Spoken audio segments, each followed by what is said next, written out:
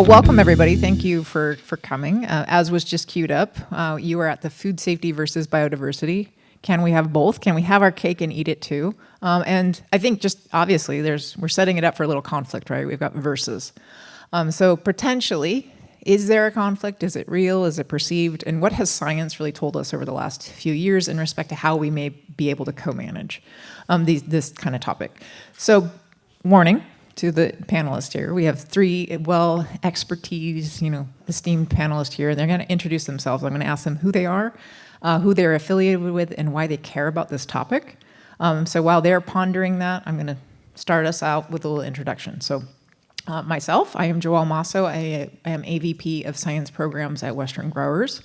Western Growers, if you're not familiar, trade association. We're the largest grower trade association in the U.S. We represent 4 states. And more importantly, like 50 to 60% of fresh produce in the United States it's grown by our members. That's also true for organic. From a food safety perspective, it's been a passion of mine since literally elementary school. Produce food safety has been something on my mind since 8th grade. I'm a pathogenic food microbiologist and risk assessor. And my first job out of graduate school had nothing to do with that. And it was organic integrity and compliance. And learning more about organic systems, seeing the similarities with really how foodborne pathogens and how food safety is related to what are often just systems-based management in agricultural production has effectively become my passion, that intersection. So as we go into that, I'm going to give us a little bit of an introduction before we transition to the panelists. And get to announce that maybe we don't even need this session because we've solved it. I've found the solution to food safety. It's the thing everyone's been looking for. It's this holy grail, right?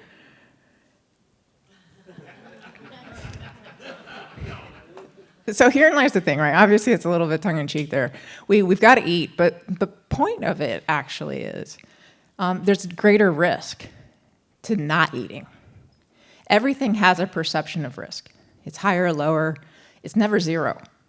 So when we get into this conversation, we start to really think about what does risk management mean and what really is quote-unquote risk. There's lots of different types of it. So food safety risk by not eating eliminates that risk, but it introduces a whole bunch of other ones, right? So if we think with that mindset and we start to think about how we approach this problem and how we get to what is a more complex management of this system, it's a more strategic approach and it's a more realistic one. All right, so how do we get here? So really, we were just chatting before the panel is that, produce food safety really isn't that old. So if we think about the watershed moment here, 2006 was the spinach outbreak, we're not even 20 years into really understanding what produce food safety and the risks and how to manage it are. We understand the hazards. We understand the hazards pretty well. We know E. coli 157 is a problem. We know salmonella is a problem, but we don't really know is how we should be managing that in our agricultural systems. We don't really know how and when they turn into risks. Hazard identification in risk management is relatively easy. Actually knowing how to manage the risk, monitor it, mitigate it, and communicate it, more challenging and still evolving. So farmers today, and kind of increasingly, are asked different questions, whether that be from a regulatory perspective, whether that be reacting to new science, or whether that be interacting with consumers or buyer groups who are asking them for different inputs. But you're expected to manage them all, right? That's what growers have to do, and it creates often what could be perceived or real conflicts. So it probably looks something more like this, where you have these different factors. Well, the panelists are checking. You have different factors where each of these different elements has some sort of risk associated with it. There's a spectrum.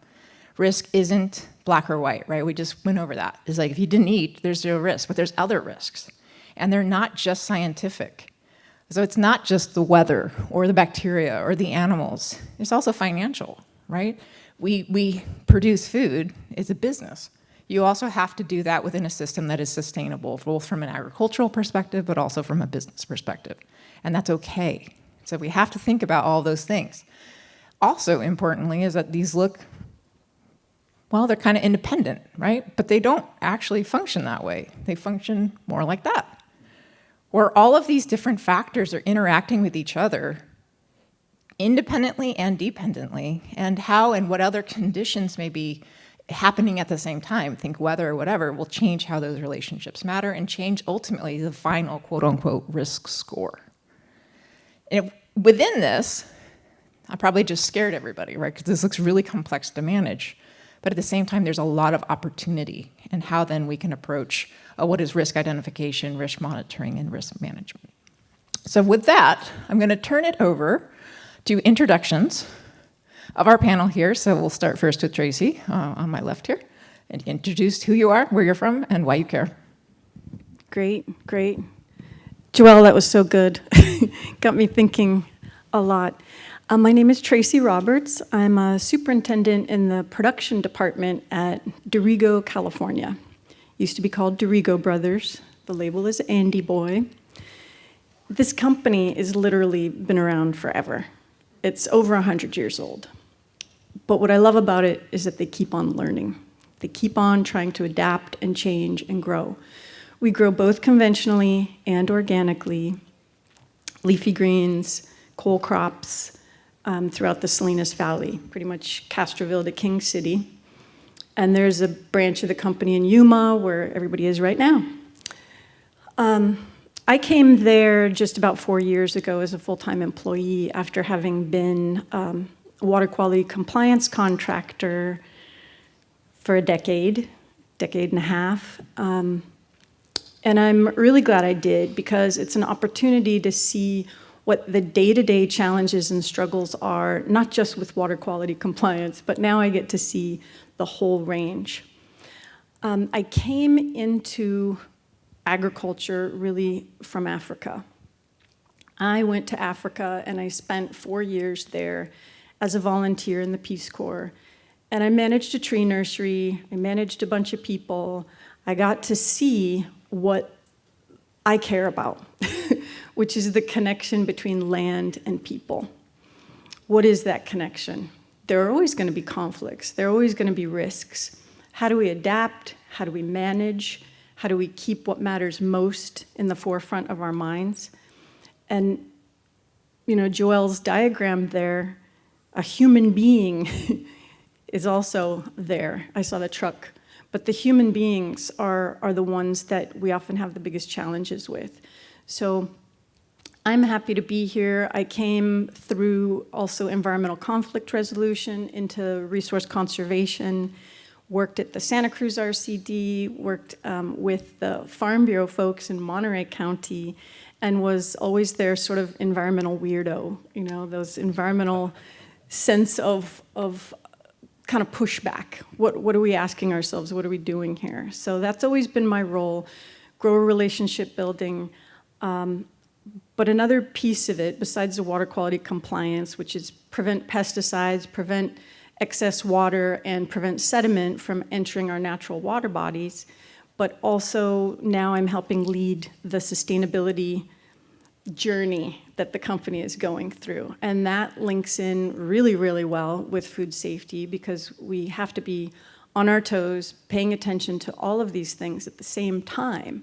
It's really tough from the grower perspective. And that's one of the things I've enjoyed the most, is trying to unravel, how do we reconnect the things that have been disconnected? So why is wildlife no longer welcome on the ranches? Why do I have so much trouble getting even vegetation planted and managed? So I need to truly understand the perception and the realities of the people within my company and the people way outside my company. So that's all I'll say for now. All right, thank you, Danny. Cool. Yeah, thanks, Joelle, for having me. I'm really excited to be here. This is my first time at this summit, so it's really exciting. I'm Danny Karp. I'm a professor at UC Davis. And I'm really interested in kind of the exact topic of this kind of symposium we've got going right here. How do we conserve wildlife, conserve biodiversity, and produce food at the same time? That's basically what I've studied and what I've kind of dedicated my life to over the last, couple decades or something like that. I'm really interested in, what kind of adjustments can we do to agricultural systems to allow us to have wildlife share these landscapes with us? For a very long time, conservation scientists have sort of viewed agriculture just as a threat. And indeed, it's the primary threat to terrestrial biodiversity, to terrestrial wildlife around the world. Converting natural habitats and paving them to make way for farms has historically been this giant driver of species loss. And yet, whenever I began my career, I also think of it then as an opportunity. What can we do better so that we can both have our cake and eat it too? How can we have the wildlife share these landscapes with us and then still perform this fundamental function of producing food to feed ourselves, right? And I think there are lots and lots of opportunities, lots of win-wins where we can do both. And I see so many people in the audience that I've worked with in the past that have been doing just that on the ground for a really long time. And so I'm inspired by that, and as a scientist, I want to try to help uncover strategies, new strategies for doing that, and then also sort of find permission for ways that maybe growers want to go out and conserve biodiversity, but they're impeded from doing that from various external pressures, right? So my work, my life is trying to use science to understand what these risks are. Where is it that we have real tensions, where we have, habitat around fields being a source of pests, or, in lettuce, INSV that we're very concerned about now, articulating these real risks and acknowledging them. When are these risks more perceived, and maybe we need to worry about them less? We'll talk about that a little bit today too. And then are there any sorts of strategies that we can do to both produce that healthy, abundant food for ourselves and then also have that kind of wildlife biodiversity in these farming landscapes? So that's what I work on. All right. Thank you, Danny. Eric? Hey, good morning. It's on. Okay, good morning, everyone. Eric Morgan. I'm the CEO at Soil Health Lab and the CEO at Rooted Ag Incorporated and Rooted Holdings Incorporated. I like to stay busy. Former position as a sustainability and regenerative team leader at Braga Fresh. And the reason I'm here today and really passionate about this topic more than anything else is that farming is not like making a peanut butter and jelly sandwich. It's much more complicated, and we have a lot of problems, and really the common denominator for all the solutions that we need to have is biodiversity. It's not the problem, it's the solution, and it's time to start putting data in place to make decisions over narratives that we hold. And so really excited about this panel today. It's a little bit controversial. We're pushing the needle on this for sure a little bit, because we're going to attempt to override the narratives that we hold close that have guided our production decisions out of fear, and time to start to bring in the research that's done, because we do need to embrace biodiversity. There's a grower in the room that is a big user of compost, and he's been able to mitigate soil disease. We don't have another way to mitigate soil disease at this point. We do not have a cure for fusarium. We do not have a cure for verticillium. The resistant varieties that we have still fail. But if we have biodiversity in the soil, the pathogen, I can't say that, but you know what I'm trying to say, a fusarium will go away. I'm trying to understand when we have anaerobic soil disinfestation, why we have less fusarium in the field afterwards, but the fusarium levels in the soil stay consistent. Biodiversity, in bringing in the mindset of feeding the soil, and then start to understand that it's not just below the soil, but above the soil, above the soil king right here, how important it is. And even just in the experience I had at Braga Fresh, it's like playing with planting natives adjacent to fields. They didn't hold the bad bugs that we were trying to keep out of the fields, but when we plant non-natives, they're hosting lygus and thrips and stuff like that. So we need to look at nature as the lesson that we need to learn from, and then bring those practices and principles that God has orchestrated back onto the farm. And that's our path forward. That's our path forward. So we need to start talking about it. We need to start trialing different practices and finding the data and making better informed decisions based on data. And it is the answer. All right. Well, thank you. You heard all their intros. So I'm also going to give you all warning. We're going to do a Q&A at the end of this session. So start thinking about your controversial questions. I'm sure all of them would be happy to answer controversial questions. So please think about them. I wanted to cue in first before we transition first to Danny, but on something Eric mentioned is that, from a place of fear. And I think that's true. There's a place of fear, but I want to call out the distinctions to different types of risk. We often in these types of panels talk about food safety risk. I have yet to meet a grower who ever wants to make anyone sick. So put that on the table, right? No one wants to make anyone sick. Food, to be food, has to be safe. That's the reality. But food safety risk isn't in isolation. It's actually embedded within the whole operation. And I think one of the things that we think about in food safety is that it's often considered a separate discipline. It's actually integral within everything that we do. So it's not distinct. It's just a component of everything, and there's different types of risk. So there's food safety risk, that's a public health risk. There's legal risk, how might something impact you legally if something were to happen, and then there's regulatory risk. All of those kind of funnel into what is overall business risk. So the first thing to say is it's not necessarily fear, and this is a good transition to Danny, is that the data gap around what we had is that this is a young discipline. It's less than 20 years old in many cases of us really starting to understand agricultural produce food safety risk. How do we fill those gaps? And then more importantly, as we fill those gaps, how do we replace the narrative of how we manage them? So with that, let's start first with what does the science say now? We've had a good number of years where we're starting to research it and filling those data gaps that should inform our perceptions. Cool. Well, I'm going to just steal that from you, that little clicker, so that I can use. I put together just like 3 quick slides.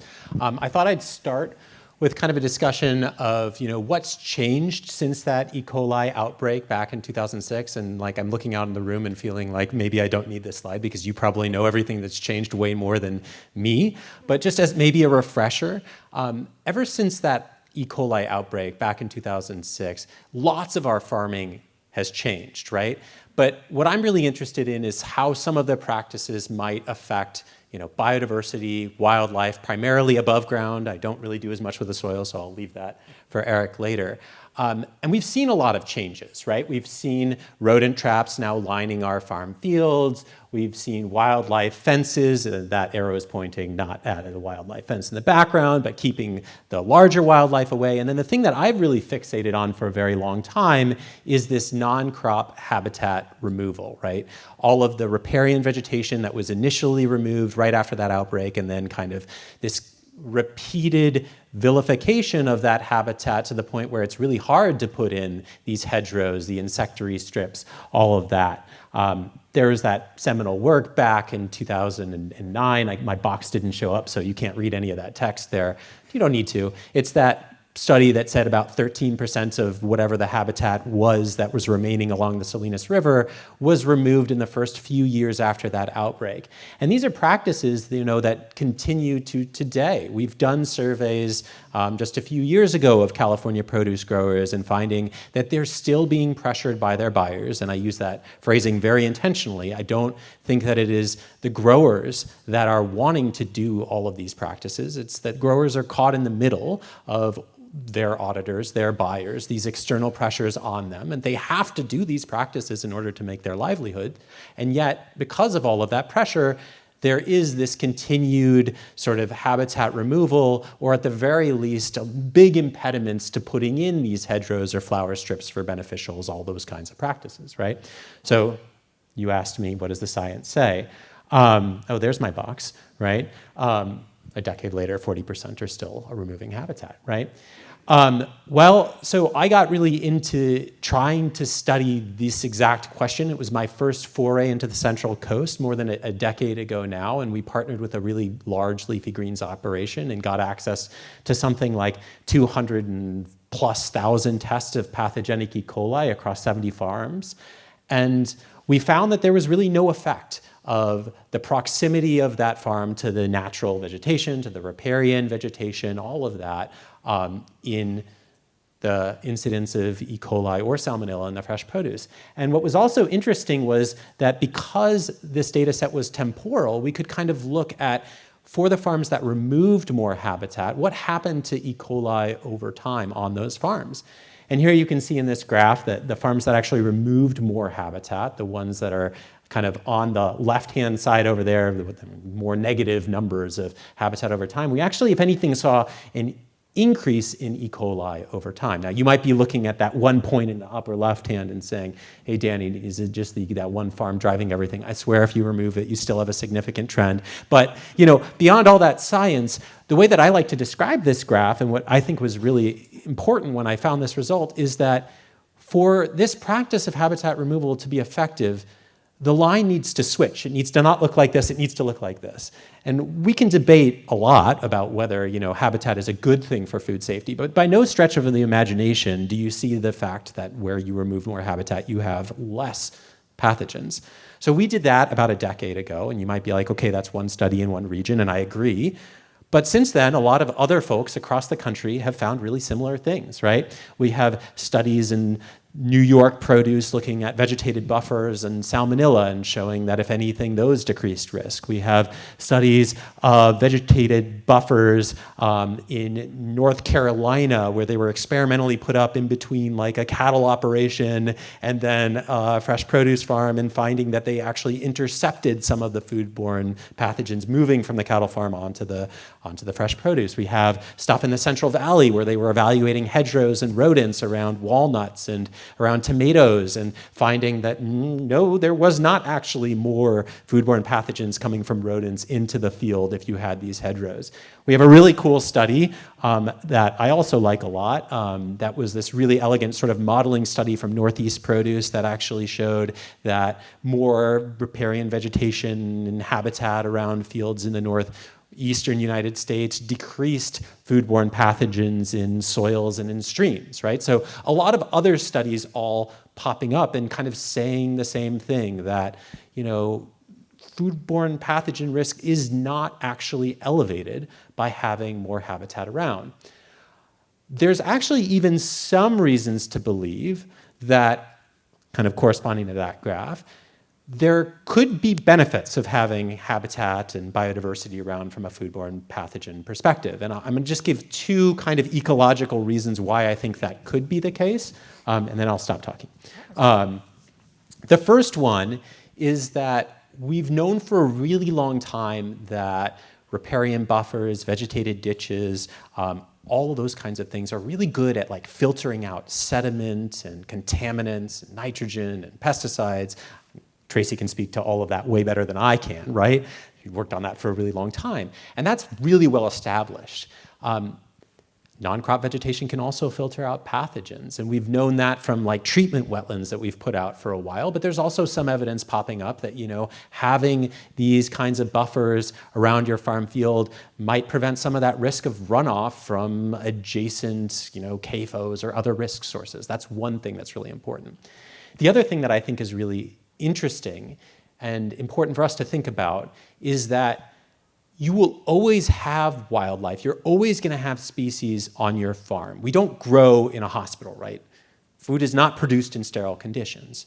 So your farming practices then are going to be inherently favoring some species over other species. And that's the way to think about risk, is like, which species are you benefiting by taking out the habitat, and which species are you threatening by taking out the habitat?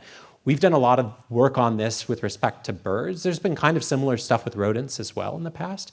But with birds, what we find right here in the Central Coast is that those farms that are not very diverse anymore, that don't have the adjacent riparian vegetation or the hedgerows or things like that, we see fewer species, but often really like kind of these big flocks of like blackbirds and starlings and things that do really well alongside people. And those species end up being a bit more risky versus the farms that have more habitat around and things like that. You have a more biodiverse community. You have a lot of species actually of conservation concern, lots of different kinds of birds, but those are often these small little birds that are less likely to carry foodborne pathogens. So here's just one graph of some studies we did in strawberries. We've got similar stuff in lettuce and a bunch of other work more recently, but showing that as the amount of habitat around the farm field increased, the incidence of Campylobacter in birds actually went down. So we would catch all these birds and then collect their poop. I've done way too many studies collecting bird poop over the years. I don't know how my lab became a bird poop lab, but it's really useful because we can figure out, like, you know, what they're eating. Are they eating strawberries, and whether they're carrying foodborne pathogens? Why focus on Campylobacter? You guys are like, well, this is an E. coli salmonella. That's what we care about. Well, it's because E. coli and salmonella are just so freaking rare in birds, I can't do statistics on it. It's like less than 0.5% of the, you know, what? I think we've got more than 15,000 tests across West Coast produce, and it's like less than 0.5% of them have ever tested positive for salmonella or E. coli. So I can only show you graphs like this for Campylobacter, which is more common in birds, and shows that actually having more habitat around was promoting those kinds of species that are less likely to carry this. Okay, so that's a bunch of the science. I'm going to stop talking for now. All right, thank you, Danny. I'm going to transition to Tracy, right? To Tracy, because part of this is, so we just went over the science, right? And the perception, we all know the perception. And I think we could apply this to so many things in our lives about health or whatever. We're always looking for the silver bullet, right? If I just solve the problem will go away.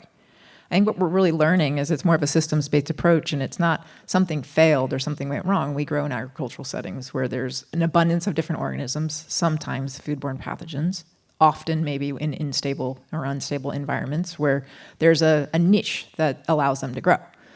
Okay, that sets the scene, right? That sets, like, nobody wants to make anyone sick. Everyone recognizes there's a risk. It's quite complex. So how then do we actually apply these practices that can be on its surface somewhat controversial? So Tracy, I know you've been doing a ton of work. Maybe you could speak to that. Yeah, definitely. And I think the first thing that comes to my mind in all of this is context matters. Context matters. There's so many factors involved in all that we do. And you displayed that beautifully in what you just discussed, Danny. So I also want to say that one size does not fit all, and one practice may not work where you want it to. It might not be the right setting to remove nitrogen from water. Maybe you've got too much irrigation runoff and your vegetation or whatever you're doing to slow that down and try to percolate that water in just isn't enough. So as established as those practices may be, because they come from Natural Resource Conservation Service, Resource Conservation District, it still depends on where you place that and what else is going on in that context, what pathogens or what pollutants you're trying to get after. So I guess you're asking me about where have I seen conflicts and practices. Okay, so where I come to it, again, NRCS, RCD practices, that's water, vegetation, sediment. So for 20 plus years, I've been walking around the edges of farms, looking at the natural vegetation, the non-crop, non-planted occurring vegetation there, and trying to figure out how to use it to our benefit. Because in the Central Coast of California, the Water Quality Control Board requires that we manage any surplus irrigation water that we might have, and now they're getting much more stringent about managing stormwater. So that's always been on the books, but it's not really been enforced. This coming year and the next 2 years, at least the first couple of smaller storms we're supposed to really try to do something with. And I don't know if any of my colleagues, grower colleagues from the east side of the Salinas Valley are here, but it is a tough, tough area to hold your water. It's decomposed granite ground. It just slides right off and goes into the county roadside ditches and everywhere else. So lucky for me, several of our farms in that area already had gigantic reservoirs. Back in the day, way before food safety, used to be used for water reuse. We don't do that anymore because we can't reuse our water without treating it really, really carefully due to food safety. But those same structures, we adapted them into water and sediment retention basins. So now we have a space there where if we're over-irrigating due to the decomposed granite, due to the irrigator not turning it off soon enough, due to the years before we got really awesome at irrigation, and I want to talk about that, we've reduced our water use at least 30% overall. It's just been amazing with buried drip and irrigation efficiencies. Even just changing out your rubber gaskets and your aluminum pipes has made a huge difference. We're using a larger size. We have irrigation gurus within our company. I call them champions, where they're just like kind of silently moving it forward. If you don't start there, really, you're not going to solve the problems by capturing all your water or running it through vegetation. That's the last ditch effort. You want to be doing irrigation efficiency. That is really where you want to be. Cover crops, soil health practices, composting, low tillage. That has to be part of the system, or you're going to end up with just way too much to deal with, and also have these food safety perceived conflicts. So I think it's about, finding out what you need to get done. So what are your priorities as a grower? What are your hot spots or your difficulties? And in our case, when I first came to Diorigo, it was excess irrigation water leaving the ranches. So we began to plant vegetation around. NRCS, what do? You plant grass. You try to get rid of the weeds. We've had real challenges over the years from 2006 forward, because the Salinas Valley was vegetated at one point in time, by farmers. And then there was a no tolerance time frame. All the fences went up along the river, all the vegetation went down.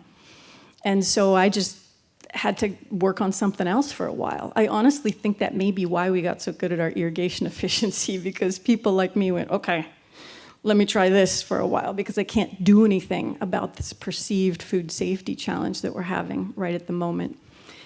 Even though everyone was involved in that conversation to try to change things. So holding sediment, holding water, these are the big challenges for my food safety director at Diorigo. So our biggest challenge is communication and building trust and understanding each other's perception of risk. So we have to think about this a lot. Well, what is it that you want? What is it that you need, and why? So he challenges me, I challenge him, we push back, and then we have to adapt. So again, it kind of comes back to that people-centered aspect of how are you going to communicate these things and help people feel confident or more comfortable that, yeah, you've got their back. I'm going to monitor all my basins on a regular basis. I have to have a plan. If I'm going to do something like incorporate vegetation or have standing water, I know that's a big no-no. We have it all over the place.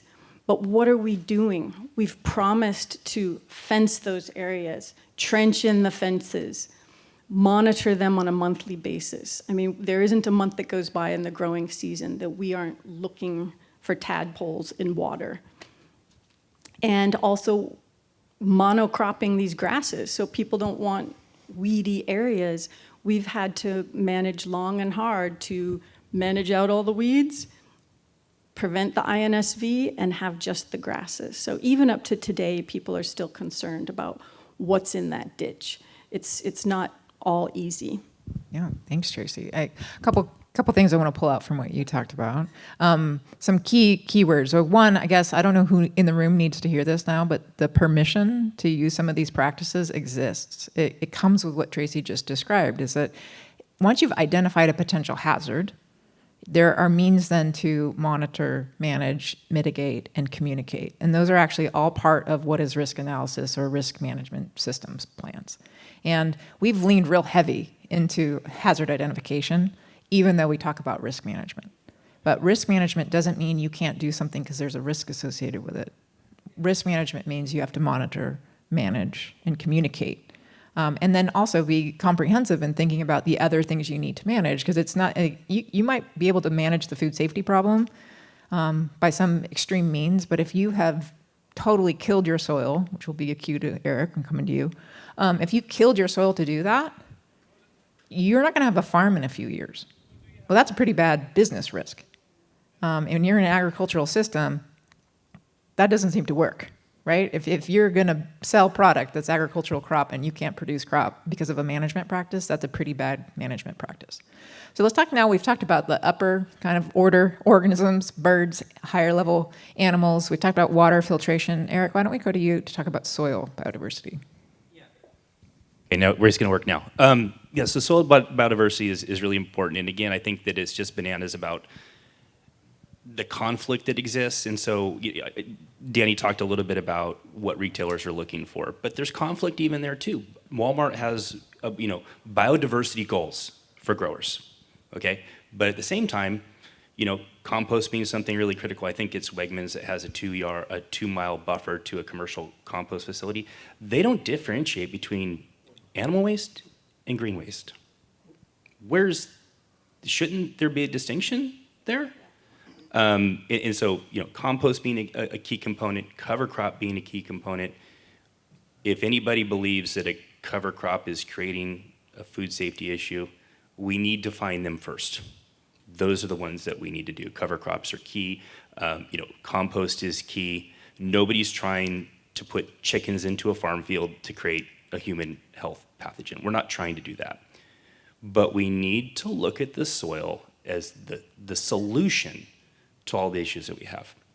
Our retailers have climate goals for us. They're looking at their supply chain to offset their Scope 3 emissions requirements. They're not going to ask, they're going to tell. And the quality of data that we're giving them is not great. They're gonna want more direct data. They're likely gonna associate themselves with Soil Health Institute and pull data directly and start to make buying decisions on who's actually building soil carbon that moves them closer to their climate goals. So soil is the foundation for everything. It's what is going to grow our above ground biodiversity. We agree on that. Yeah, glad we agree on it, thank goodness. But we just need to take a new lens. We need to take a new lens, and I'm the regen guy or whatever too, but it's like we're talking about discharge and the environmental hazard that creates. If we have roots in the ground, when you irrigate, you're not going to have any discharge. All those problems go away. We're no longer storing water that becomes a risk for a frog, amphibians ending up in a bag. If you don't store water, we get all the water to go down. There's no stored water. That doesn't happen.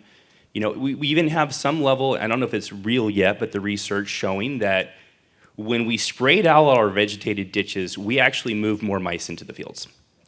Mice like seeds. They like to eat grass seeds.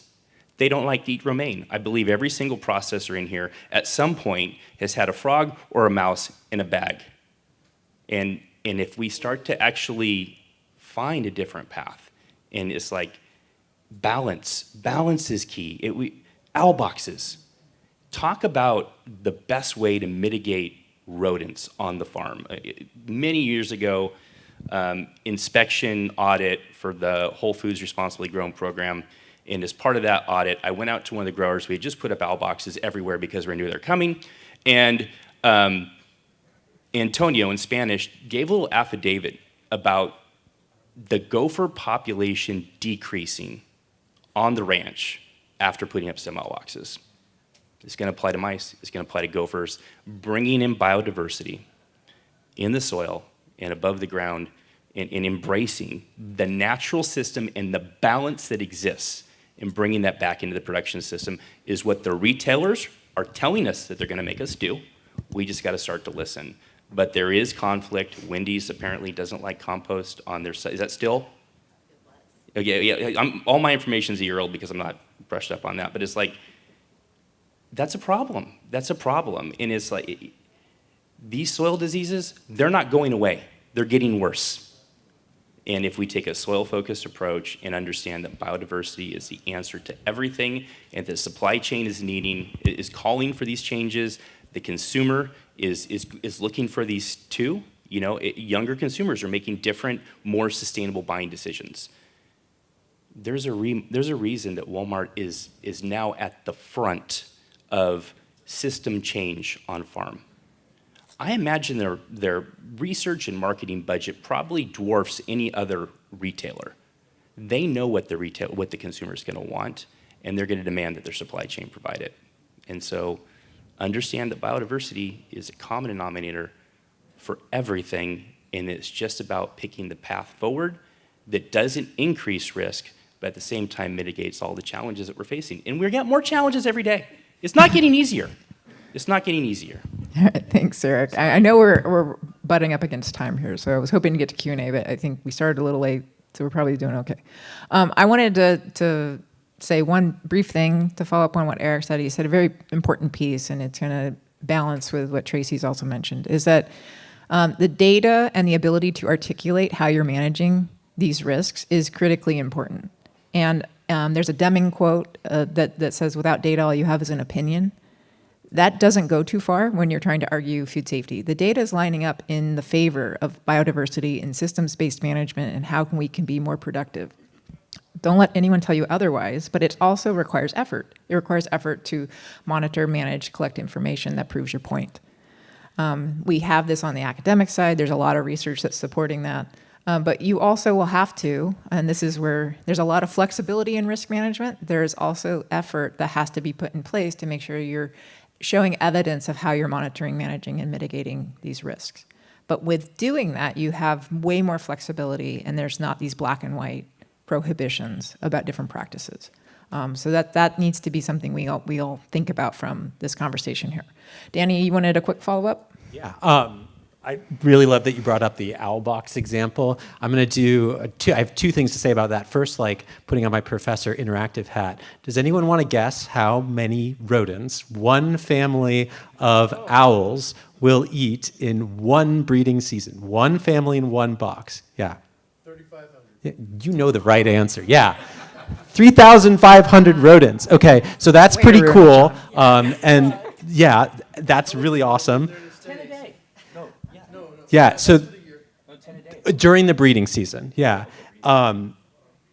2 days ago, another paper came out, which I think is another cool one, and just another illustration of thinking about innovative practices. This one was out about cherry farms in the Midwest and looking at food safety. They put out boxes, but this time for a different kind of bird. It's a falcon, American kestrels. We have them here. And they found that the farms that put those out reduced bird fecal contamination quite significantly, reduced losses of cherries, and reduced Campylobacter incidence on their farms as well. So like we can work with birds as well, or work with biodiversity and come up with innovative practices. That's a paper that came out like 2 days ago. But what about the small bird, small poop hypothesis? Yeah, that's another thing. That's an official hypothesis. Yeah, so we had another big. Yeah, we had another big study. You put them on the periphery in your field, but like what Tracy's bringing up is we had this other big study that the big conclusion of this was that like poop size matters. I told you my lab works way too much with bird poop, but it's really intuitive and actually really important. We found that larger birds defecate larger poops, and those larger poops host pathogens for longer time periods. Why does that matter? Because if you walk a field out there, you will find that at least 10% of a leafy greens field is within that 1 meter buffer of a bird poop. And in strawberries, it was way worse. We found like 50%. Are farmers disking 10% of their fields or 50%? Absolutely not. Pathogens die off extremely rapidly in small poops on soil, which is the most common place we find them. So that's another way to like mitigate risk, is when you're out there and you see fecal contamination from birds and you see it's a small poop on the soil, you can be like, oh, okay, they die off really, really quickly, and most birds don't have this. We don't need to worry about that. Lots of poop and it's big and it's on your product, that's maybe when you want to start thinking about a no-harvest buffer. What about big poop, big visibility, and we don't end up putting the box because we see it? I mean, that's something too. I mean, I've been thinking about a romaine crew going through, and if a falcon defecates on a romaine plant, that's not going to go in a box. They're not going to pick it if you can see it. And so I'm wondering about that too. It's like we got to ask questions. We got to ask questions and determine risk, because we have to eat. All right. As you can tell, there's a lot more we could say. I know we're up against time. I do want to offer, if we've got some burning questions here, ask the hard ones. All right. Hi, my name's Taylor, and I work for the California Marine Sanctuary Foundation. I think most of you know me and the work that we're doing, similar to what Danny does, but with rodents and non-crop vegetation on the fields. And I think what we've talked about today is super important in collecting that data. But I just wanted to get all of your opinion. What do we do with that data, and how do we make change to the food safety guidelines that are causing non-crop vegetation to be removed from the fields, and help buyers to see the importance of this vegetation? Well, I think one of the things we need to lean into is risk communication, right? We're not where we were in 2006, and we need to be more diligent about promoting and talking about these things in public to get the spectrum and depth that's needed to go over these practices. So I can't, as a risk management person, emphasize enough that we aren't talking enough. And part of the reason we have this tribal knowledge of thou shall not use these practices is because we talked about it. And now we're fighting what we talked about 20 years ago. So I think Could I that's one chime in? Yep. I think what growers want is to be able to measure something, to be able to refer to some real data, and to be able to compare it field to field in their operation. Without growers trying things, pushing upstream, things aren't going to change. I realize how powerful the supply chain is, and that it really, the buck stops with the supply chain. But same thing happened with food safety. Growers were trying things around the edges, and when a grower gets confident about their innovation, they might not tell anybody that they're doing it. Yeah, so the supply chain is going to dictate. Walmart's environmental policy is going to dictate the change. They're the volume consumer. And so what they do, growers will be forced to follow. And they will make their buying decisions based on that. So, and they're influenced by NGOs that are specific to each space. And even in terms of climate policy with the current administration and the lack of support in climate policy, that doesn't matter. The boards of directors and leadership in the companies are still moving all these narratives forward, all these needs forward, and things are going to change. And so we do need to build the tools, find the safe ways, do the work so that we can do it properly. But in terms of the needs of the supply chain affecting the grower, they're going to decide. They're going to decide. And so we have to know that and realize that and make sure that we get there in the most appropriate, safe, lowest risk path. Because we don't hold the cards anymore. The retailers are dictating what we're doing. Probably have one more question, and then we'll have to cut it. Yep, John. Thanks so much. Based on what you're saying, Eric, how do we change that conversation? How do we make the grower lead into that space to demonstrate that we understand the risk and are presenting that responsibility back into the supply chain? Great softball question. Yeah, so I think but it's there are growers in this room today doing things differently, and they're mitigating challenges better than other growers. And so it has to get bad enough in terms of profitability, lack of stand, when they start to open the door and look at new processes. I've been kind of blown away how progressive the Yuma growers are in wanting compost, in looking at sustainability. And I think a lot of that kind of comes from whatever you feel about the cause of climate change. Those growers are the first affected by it in terms of heat on the front side, heat on the back side, and availability of water. And so they have taken a more proactive approach to looking at these things. And these conversations are easier with them compared to Salinas in general.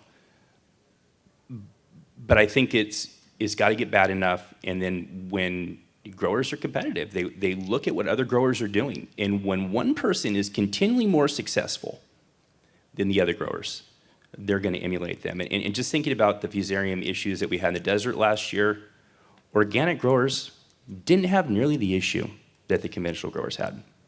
And my concept behind that is that they're using carbon-based fertility products, and because of the NOP, they're forced to have a better rotation. There's somebody smiling. That's part of it.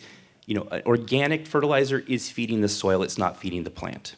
You know, the soil has to break down those carbon-based inputs to make them available to the plant. And that's how it starts. You've got to understand the cycle and embrace it. And the ones that do are the ones that are going to stand up. They're going to be more reliable. They're going to get the contracts. They're going to, you know, be able to have the volume. They're going to be more profitable, and everybody's going to be looking to them. And so that's the one great thing about capitalism. We have a lot of competition, and especially in growers. And so I'll just jump in to close this out. I'll keep going. We're running. I know you will. That's why I had to close you out. So I think I'll maybe add one more thing is that it's been mentioned many times is bring receipts, know what you're doing, have the data to back up what you're doing, communicate those upwards and through the supply chain. It's not enough to just say someone's going to survive. It's like we need to dictate more of how we own that conversation. And that does come with efforts and evidence. You can't just do it saying, trust me. It won't work. So everyone here is available the whole time for conversations. And if it, like I said earlier, if anyone needed permission to start to use some of these practices, consider this out. Have a great one. Thank you, everyone.